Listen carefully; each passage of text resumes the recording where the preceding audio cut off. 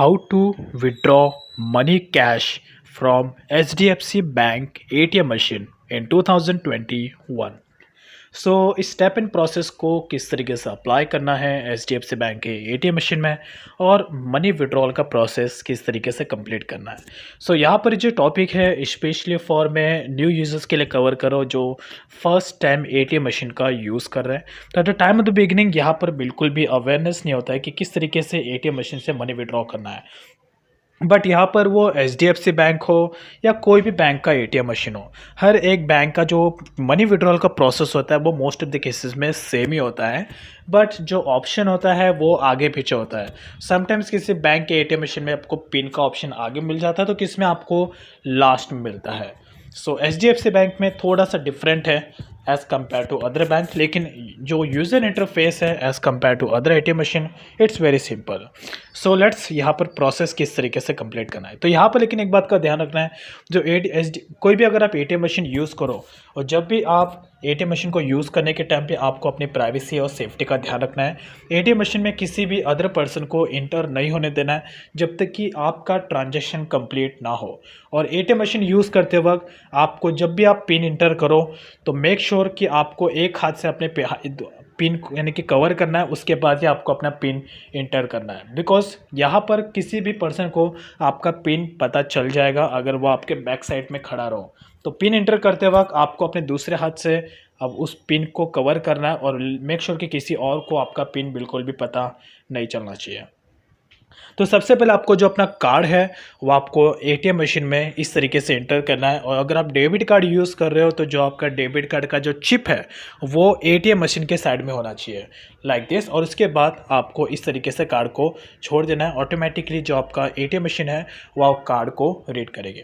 अब यहाँ पर जो कार्ड है वो ATM मशीन में चली गया है। अब यहाँ पर आपको वेट करना है कि यह आप ATM मशीन आपके कार्ड को रीड कर रही है प्रॉपरली कि ये सेफ ही कि नहीं, दैट्स इट। तो जैसे ही ATM मशीन आपके कार्ड को रीड करेगी आपको ये वाला ऑप्शन देखने को मिलेगा। अब यहाँ पर अगर आपको डायरेक्टली 1000 रुपये निकालना है HDFC बैंक में तो आपको टॉप राइट साइड में ऑप्शन मिलेगा विड्रॉ 1000 रुपीज़। अगर आपको दूसरा कोई अमाउंट निकालना है तो आपको डाउन साइड में अदर ट्रांजेक्शन का एक ऑप्शन मिलेगा, उस पर आप टैप कर सकते हो। तो फिलहाल अभी मेरे केसेस में मैं 1000 रुपीज़ विड्रॉ करना चाहता हूँ HDFC बैंक के ATM मशीन से, तो मैं इस वाले ऑप्शन पर टैप करूँगा।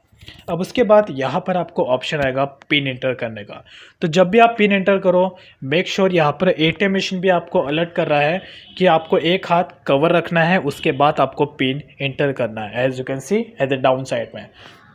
तो ये सिर्फ HDFC बैंक के ATM मशीन में, कोई भी बैंक का ATM मशीन आप यूज़ करो आपको अपने दूसरे हाथ को कवर करना है और उसके बाद आपको अपना पिन एंटर करना है जिससे कि किसी और को आपका पिन पता ना चले।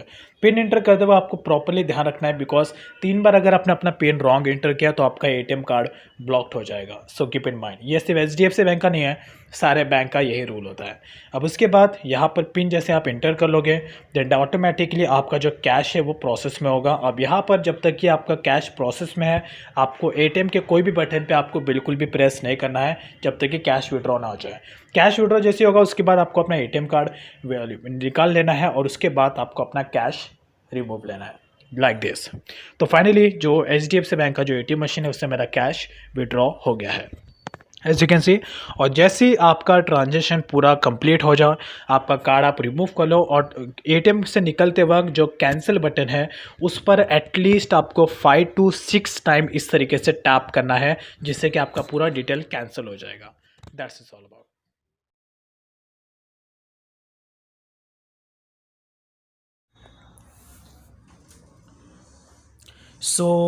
HDFC बैंक के ATM मशीन से जो कैश मनी विड्रॉल का जो प्रोसेस है आई होप आपको समझ में आया होगा। अब यहाँ पर ये जो टॉपिक था मैं स्पेशली फॉर मैं बिगिनर्स के लिए कवर कर रहा हूँ जो फर्स्ट टाइम ATM मशीन का यूज़ कर रहे हैं। अब चाहे वो ATM मशीन HDFC बैंक का हो या कोई भी अदर बैंक का ATM मशीन हो, सब बैंक्स के ATM मशीन में जो विड्रॉल के प्रोसेस है वो ऑलमोस्ट सेम ही होते हैं। बट यहाँ पर कैश विड्रॉल करते वक्त या ATM कार्ड यूज़ करते वक्त यहाँ पर कुछ इम्पॉर्टेंट पॉइंट है जो ATM के सेफ्टी के रिलेटेड आपको ध्यान में रखने होंगे, अदरवाइज कहीं ना कहीं आपको प्रॉब्लम फेस करना पड़ सकता है। तो यहाँ पर मैं कुछ ATM के सेफ्टी टिप्स बताना चाहूँगा जो एक तरीके से मेरे एक्सपीरियंस बेस के हिसाब से मैंने फेस किया है लास्ट 5 ईयर्स में, तो मैं नहीं चाहता कि वो प्रॉब्लम आप भी फेस करो। तो जो फर्स्ट है एटीएम का सेफ्टी टिप्स, वो है कि आपको आपका एटीएम का जो पिन नंबर है वो आपको एटलीस्ट एवरी 3 मंथ्स या तो max to max every 6 month में चेंज करना ज़रूरी है।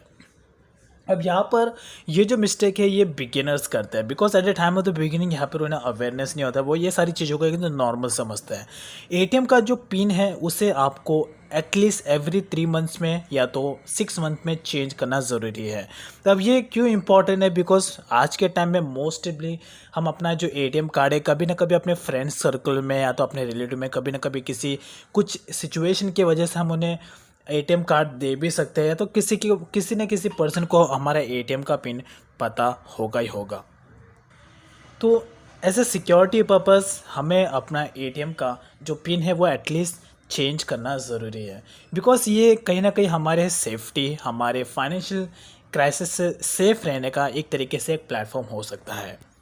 अगर आपको 3 मंथ्स में चेंज करने में प्रॉब्लम हो रहा हो तो एटलीस्ट आप एवरी 6 मंथ में उससे जरूर चेंज करिए। और सबसे मेन बात, एटीएम का पिन चेंज करते वक्त आपको एक बात का ध्यान रखना है कि जो एटीएम का पिन है वो आपको ऐसा सेट करना है जो कोई भी पर्सन उसे गैस ना कर पाए और ना ही नोटिस कर पाए। मोस्ट ऑफ द केसेस में जो यूज़र्स होते हैं वो एटीएम का जो पिन है वो नॉर्मल सा डेट ऑफ बर्थ या तो मोबाइल नंबर का digits as a pin set करते हैं जो कि उन्हें याद रहे। ये एक तरीके से याद रखने वाला पिन है, but most of the cases में कोई भी पर्सन इसको इजीली गैस कर सकता है, नोटिस कर सकता है। तो ये एक तरीके से रिस्क वाला प्रॉब्लम हो सकता है। तो आपको पिन ऐसा सेट करना है जो कोई भी पर्सन उससे नोटिस ना कर पाए और ना ही गैस कर पाए। तो ये एक तरीके से आपके लॉन्ग टर्म बेसिस में आपके लिए हेल्पफुल होगा। सो एटीएम सेफ्टी टिप्स 2, जब भी आप एटीएम मशीन में जाओ, एटीएम मशीन में एटीएम यूज़ करते वक्त आपको एक बात का ध्यान रखना है कि आपको जब तक आपका एटीएम में ट्रांजैक्शन पूरा कंप्लीट ना हो तब तक एटीएम शॉप के अंदर किसी को भी एंटर नहीं करना है। मोस्ट ऑफ द केसेस में यहाँ पर एटीएम मशीन में एक ही शॉप में दो एटीएम मशीन्स होते हैं, तो ऐसे केसेस में आप इग्नोर कर सकते हो ये सब चीज़ों को। बट अगर ऐसा कोई शॉप है जिसमें एक ही एटीएम मशीन है और उसमें आप ट्रांजैक्शन कर रहे हो, ऐसे में कोई और पर्सन भी अंदर एंटर कर रहा है, तो उसे तुरंत ही बाहर निकाल देना। जब तक आपका ट्रांजैक्शन कंप्लीट ना हो तब तक किसी को भी अंदर आने देना नहीं है, बिकॉज ये एक तरीके से आपके प्राइवेसी के अगेंस्ट होगा। माइट भी पॉसिबल है कि वो पर्सन आपका पिन जानने के लिए या तो आपके साथ इंटरेक्ट करने के लिए अंदर इंटर कर रहा हो, कुछ भी पॉसिबल है। आज के टाइम में ये प्रॉब्लम हो सकता है। मोस्ट ऑफ द केसेस में जो फ्रॉड होता है वो न्यू यूज़र्स के साथ ही होता है जो फर्स्ट टाइम एटीएम मशीन का यूज़ करते हैं अपने लाइफ में। और जो रॉन्ग एक्टिविटी करने वाले लोग होते हैं उन्हें एक तरीके से ऐसे समझ में आ जाता है कि कौन एटीएम मशीन का यूज़ फर्स्ट टाइम कर रहा है और कौन कंटिन्यू यूज़ कर रहा है, बिकॉज उनका काम ये दिन रात का होता है फ्रॉड करना। तो ऑब्वियसली वो दूसरों को देख के समझ जाते हैं। तो ऐसे में आपको अपने प्राइवेसी का खुद ध्यान रखना है। जब भी आप ट्रांजेक्शन करो एटीएम मशीन में, किसी को और को अंदर आने देना नहीं है जब तक कि आपका ट्रांजेक्शन यहाँ पे कंप्लीट ना हो। मोस्ट ऑफ द यूजर्स इसको बेसिक समझते हैं, बट ये एक तरीके से प्रॉब्लम क्रिएट कर सकता है। So keep in mind, do not ignore it. ATM safety tips 3, तो यहाँ पर जो ये वाला प्रॉब्लम है ये स्पेशली न्यू यूजर्स के साथ ही होता है। मोस्ट ऑफ द केसेस में जब भी हम अपने लाइफ में फर्स्ट टाइम एटीएम मशीन का यूज़ करते हैं तो at the time of the beginning हमें बिल्कुल भी नहीं पता होता है कि किस तरीके से एटीएम मशीन को यूज़ करना होता है। तो यहाँ पर जो न्यू यूजर्स होते हैं जो फर्स्ट टाइम एटीएम मशीन का यूज़ करते हैं वो स्ट्रेंजर्स की हेल्प लेते हैं, अनजान पर्सन की हेल्प लेते हैं जो एटीएम में मनी विड्रॉ करने के लिए आते हैं।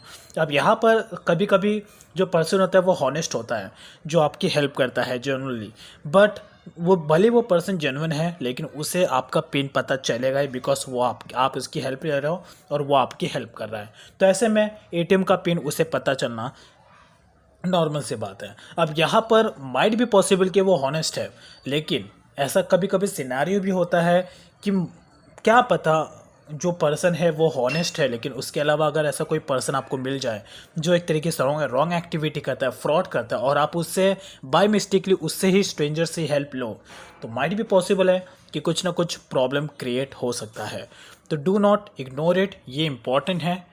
कभी भी किसी भी स्ट्रेंजर से आपको एटीएम मशीन यूज़ करते वक्त हेल्प नहीं लेना। बट समटाइम्स ऐसा सिनेरियो होता है, ऐसा सिचुएशन होता है, ऐसा मोमेंट कभी आ जाता है कि हमें हेल्प लेना पड़ता है। तो अगर आप हेल्प लेते हो ऐसे मोमेंट में तो आप हेल्प लीजिए, लेकिन उसके तुरंत बाद 1-2 दिन के बाद फिर से आप एटीएम मशीन में जाए और अपना एटीएम का पिन तुरंत ही चेंज कर ले।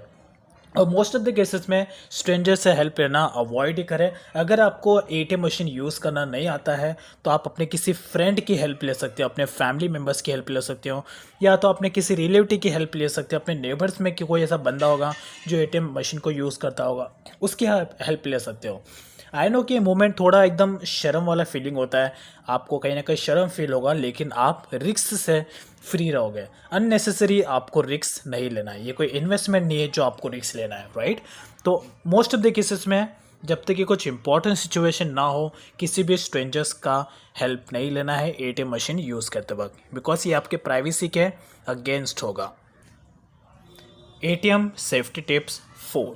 मोस्ट ऑफ द टाइम में ऐसा होता है कि जब भी हम एटीएम मशीन यूज़ करते होते हैं कैश विड्रॉल के लिए, तो समटाइम्स यहाँ पर एटीएम मशीन में जो अमाउंट है, जो कैश है, वो स्टक हो जाता है, फंस जाता है। तो ऐसे जब भी सिनेरियो आपके साथ हो, तुरंत के तुरंत पैनिक होने की कोई ज़रूरत नहीं है, नॉर्मल सी बात है। तुरंत के तुरंत आपको अपने बैंक को रिपोर्ट करना है कि आपके साथ ये इंसिडेंट हुआ है। तो आप इंस्टेंटली अगर रिप्लाई करना चाहते तो आप डायरेक्टली अपने बैंक के कस्टमर केयर नंबर पर आप कॉल लगा सकते हैं। गूगल पे जाइए, अगर आपको कस्टमर केयर का नंबर नहीं पता, गूगल पे जाइए, सर्च करिए जो आपका बैंक का नाम है, कस्टमर केयर नंबर सर्च करिए, ऑटोमेटिकली गूगल आपको बता देगा आपके बैंक का कस्टमर केयर नंबर। अपने कस्टमर केयर नंबर पर कॉल लगाना है, उन्हें कहना है कि आपके साथ ये प्रॉब्लम हुआ है, आपका अमाउंट एटीएम मशीन में स्टक हो गया है। या तो अगर आपको ऑनलाइन प्रोसेस समझ में नहीं आता, तुरंत आप अपने नियर बाय ब्रांच, किसी भी बैंक के ब्रांच में जा सकते हो। वहाँ पर आपको कहना है कि आपके साथ ये प्रॉब्लम हुआ है, आपका एटीएम मशीन में कैश अटक गया है और प्रॉब्लम हो गया है। But most of the cases ये एक्शन आपको तभी लेना है जब अमाउंट आपका एटीएम में फंस गया है और आपके अकाउंट में से अमाउंट माइनस हो गया है, तो ही आपको एक्शन लेना है। बट अगर आपके अकाउंट में से बैलेंस माइनस नहीं हुआ है और फिर आपका अमाउंट एटीएम में स्टक हुआ है, तो ऐसे में आपको ये एक्शन लेने की ज़रूरत नहीं है। बट बैंक को रिपोर्ट देना ज़रूरी है, बैंक को इन्फॉर्म करना ज़रूरी है। So it's very important, do not skip it. ATM safety tips 5। अब यहाँ पर ये भी जो मिस्टेक है, ये एक तरीके से न्यू यूज़र्स ही करते हैं। आपका मोबाइल नंबर आपके बैंक में रजिस्टर्ड होना ज़रूरी है, और सिर्फ रजिस्टर होना ही ज़रूरी नहीं, जब भी आप एटीएम मशीन यूज़ करो तो हर एक ट्रांजैक्शन का मैसेज आपके मोबाइल नंबर पर आना ज़रूरी है। इससे आप एक तरीके से अलर्ट रहोगे हर एक ट्रांजैक्शन को लेकर। मोस्ट ऑफ द केसेस में ऐसा होता है कि हमारा मोबाइल नंबर बैंक में रजिस्टर्ड होता है, तो लेकिन हमारे एटीएम मशीन का कोई भी ट्रांजैक्शन का मैसेज हमारे मोबाइल नंबर पर नहीं आता है। तो इस ऐसे केसेस में तुरंत आपको अपने बैंक पर जाना है, बैंक को आप ये प्रॉब्लम बताना है, तभी आपका बैंक ये प्रॉब्लम सॉल्व करेंगे। But most of the cases में जो यूजर्स होते हैं वो इसको बेसिक समझ के इग्नोर करते हैं, बट ये बेसिक नहीं है, बिकॉज ये भी एक तरीके से आपके प्राइवेसी के अगेंस्ट है। अगर समटाइम्स ऐसा भी होता है कि हमारा जो ट्रांजेक्शन है, ट्रांजेक्शन का मैसेज हमारे मोबाइल पर आता है, बट कभी आता है तो कभी नहीं आता है। तो ऐसे केसेस में भी अभी आपको अपने बैंक में जाना है, आपको ये प्रॉब्लम बताना है, बिकॉज हर एक ट्रांजेक्शन का आपके पास मैसेज होना, आपके पास इंफॉर्मेशन होना ज़रूरी है। ये जो प्रॉब्लम है, ये एक तरीके से जो बिगिनर्स होते हैं, जो फर्स्ट टाइम एटीएम मशीन का यूज़ करते हैं, वो इसे नॉर्मली समझते और इसे इग्नोर करते हैं। बट जैसे जैसे टाइम जाता है उन्हें इनका इंपॉर्टेंस समझ में आता है, जब तक कि बहुत देर हो जाती है। और कहीं ना कहीं फिर अगर आपका एटीएम कार्ड कहीं पे गुम हो जाता है, रॉन्ग एक्टिविटी हो जाता है, तो अगर अननेसेसरी ट्रांजेक्शन भी होता है तो आप उस बारे में अलर्ट रह सकते हो, राइट। तो अगर आपका मोबाइल नंबर बैंक में रजिस्टर्ड नहीं है तो आप रजिस्टर्ड कराइए। बट आज के टाइम में मोबाइल नंबर बैंक में रजिस्टर्ड होना ज़रूरी है। मैं बात कर रहा हूँ पुराने अकाउंट की, यानी कि आज से ठीक 7 साल 8 साल पहले की बात, जब उस समय मोबाइल नंबर बैंक पर रजिस्टर्ड करना था, मैंडेटरी नहीं होता था। तो अगर आपको उस आज से ठीक 10 साल या 12 साल वाला पुराना वाला अकाउंट है जो आप अभी भी यूज़ कर रहे हो, तो ऐसे केसेस में आपका अगर मोबाइल नंबर आपके बैंक पर रजिस्टर्ड नहीं है तो ये आपके लिए प्रॉब्लम हो सकता है। मेक श्योर आपको पहले जाके ये प्रायोरिटी देना है। So do not skip it. So guys, ये थे कुछ एटीएम के 5 सेफ्टी टिप्स। ये एक तरीके से बेसिक है, लेकिन इनके प्रॉब्लम बड़े क्रिएट हो सकते हैं अगर आपने ये पाँचों सेफ्टी टिप्स को फॉलो नहीं किया तो। बिकॉज ये जो भी मैंने आपको टिप्स बताए, जो भी मैंने आपको पॉइंट्स बताए, ये मेरे साथ हुए हैं, तो मैं नहीं चाहता कि ये प्रॉब्लम सेम टू सेम आपके साथ भी अप्लाई हो। So it's very important.